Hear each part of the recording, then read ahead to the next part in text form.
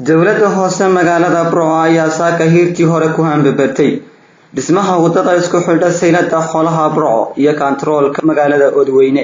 iyadoo maalmihii u dambeeyay uu dhismaha wadadani muran xooggan ka taagnaa murankan ayaa imanaya kadib markii golaha deegaanku ay isku khilaafeen jidka wadada xaafadda October iyo tan saylada tii la horeysiin lahaa khilaafkan oo Xamid Warka isku shareeray ayaa kadib markii laga garnaqay maayarka siyaasadda ka maran ee Maxamed Muraad uu ka noqday go'aankiisii ahaa in la horeysiyo dhismaha wadada October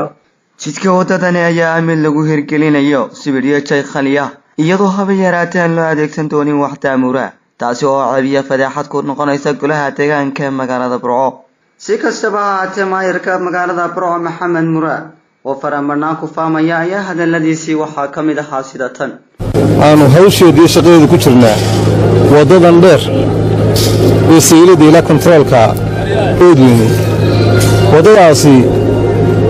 waa wadada magaalada ugu dheer maanta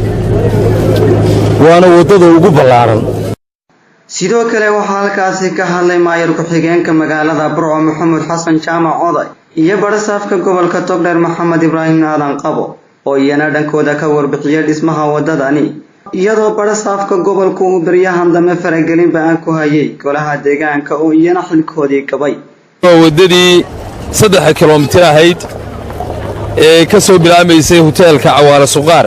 ilaa iyo kantaroolkii looga baxay wadada Odweyne isaan maanta wadada inta leeg waa